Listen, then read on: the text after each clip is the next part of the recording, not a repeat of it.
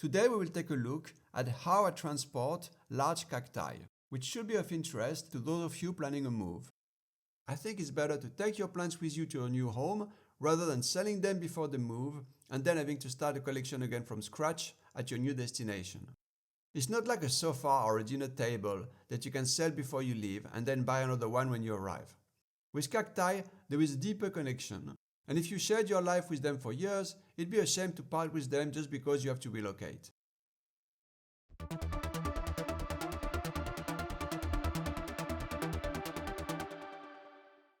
You might be wondering why I'm making a video about transporting plants. Well, I recently moved some of my plants to the Benelux region, and I will be spending quite a bit of time there in the foreseeable future. The rest of my cacti, which is the majority of them, will remain in Spain. Oh, in case you didn't know, Benelux is a group of 3 countries in Northern Europe. The B in Benelux stands for Belgium, Ne stands for the Netherlands, and Lux for Luxembourg. This union of countries borders with France and Germany. So you're only a short drive away from any of these 5 countries, which I really like. As you can imagine, here in the north, the weather conditions are very different from Spain. It's much colder and wetter. In future videos, I'll show you how I deal with that, how it affects flowering and fruiting, what kind of pests are an issue here, should I get a greenhouse, or should I just make the cacti hibernate in the winter, etc., etc. Make sure you subscribe not to miss any of these videos. I know I've not been releasing a lot of videos in the past 12 months, as finding a new house and getting started in it has taken quite a lot of my time. I also got a second bird, and parrots really take up a lot of your time. You need to interact with them several hours a day if you want them to be happy. I did, however, find enough time to produce a whole range of new seeds this summer, including from some recently acquired parent strains that are really awesome. If you would like to know more about these seeds, please send me an email and I will reply with a list, information, prices and photos. You'll find my email address in the description of this video. I will also make it appear on the screen now. It's sanpedromastery@protonmail.com. You can see that I've built some aluminum structures for the cacti in various sizes. There are some for my adult plants with 2 different heights and some for my younger ones with 3 different heights. In one of my next videos, I will explain what's their purpose and how you can build some yourself. But today, I'm just going to show you how I transported the adult plants. I started by removing the back seats in this people carrier, and then I placed some IKEA metal shelves which are strapped down to the floor. Each of the cardboard boxes you see on the screen contains 1 large adult San Pedro. I found some boxes that were 5 inch by 5 inch with a length of just over 4 feet.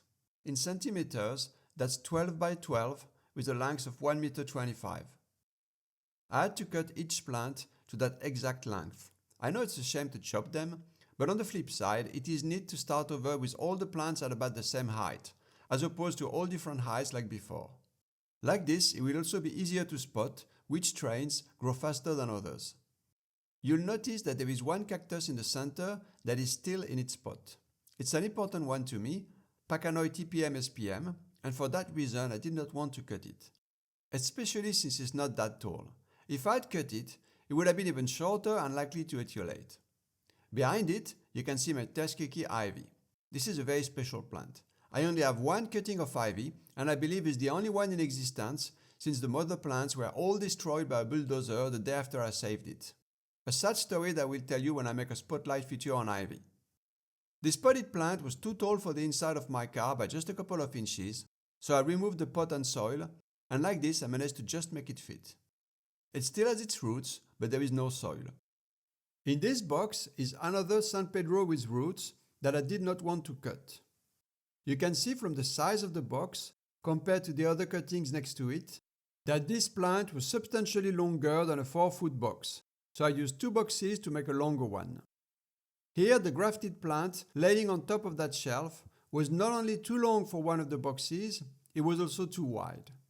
I know the plant itself is not that wide, but the main stem is an off-centered pup coming out of the base, which is why it would not fit inside the box. I secured the whole thing on top of a shelf using straps. It's a rooted plant, and the plastic bag at the end is there to prevent the dirt from the roots to make a mess in the car. Some of my cuttings were actually a bit too thin for the boxes I had, which means I managed to fit 2 of them inside 1 box. You want to prevent the plants from touching, otherwise the spines are going to create some damage. Here the solution I came up with is to wrap a piece of cardboard around the other cutting. This is one of my 4 food boxes, but seen from above as I opened it. Here again there are 2 thinner cuttings inside one box, but in this case I just placed a piece of cardboard between the two to prevent them from touching. You may notice the writing with a marker pen. This is the best way to label cacti. The writing won't come off even after years, so make sure you write near the base of the cuttings, which is the part that is going to be hidden below the soil level. If I decided to cut most of the cacti and pack them in cardboard boxes, it's not just because of the height limitation of this car. It's also because this method of packing allows me to carry so many more plants than if they were still potted. The boxes are much more space efficient. As soon as I reached destination, I unloaded the car and unpacked the cacti. This is crucial because they were packed on the same day that they were cut with no time to heal. A few more days sealed in cardboard and they would have rotted for sure. But in this case, they were only boxed for a couple of days and they did fine. The cuts had a reddish color when I got them out of the boxes, but it did not turn into anything bad. I cannot overemphasize the importance of leaving the plants outdoors while they heal. When you have issues with mold, in the huge majority of cases, it's due to the fact that they heal indoors where there is no airflow. To get the cuttings to heal, you can lay them horizontally on the terrace for a few weeks, but the part that is in contact with the floor is likely to cork and make side roots after a couple of weeks. So what I did instead is to lay them vertically, resting them on some old IKEA wire drawers so that there is good air circulation around the cuts. I have built an aviary for my 2 parrots, and it provides vertical support for the plants while they heal. You want each cactus to be slightly tilted so that only one spot near the top of the plant touches the support.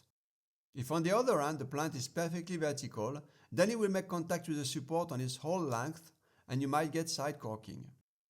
The steel mesh also allows to easily tie the top part of each cactus so that it doesn't fall over.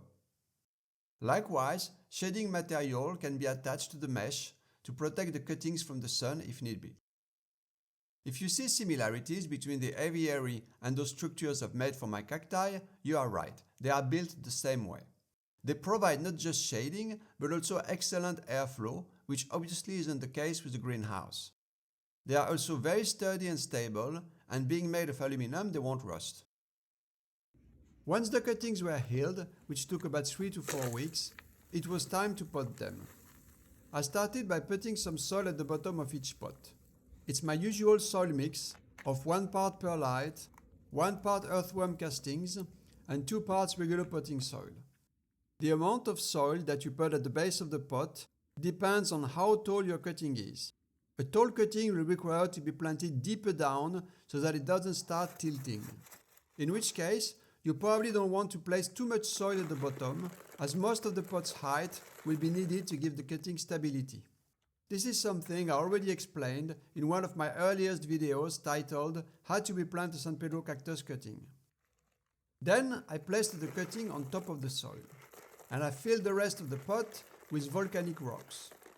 Why not soil? Well, because here it rains a lot, so often in fact that the soil can remain constantly wet for many weeks in a row. The volcanic rocks will give unparalleled drainage, which is essential if you want to avoid rot. The only part of the cutting that will be in contact with the constantly wet soil will be the cut part, but it has already healed.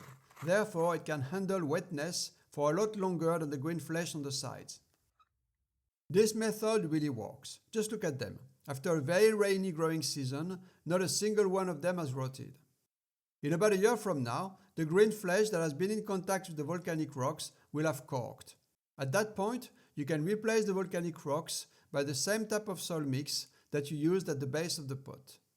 Thanks for watching. I hope you enjoyed this video. Hopefully you won't have to wait long for the next one. Cheers.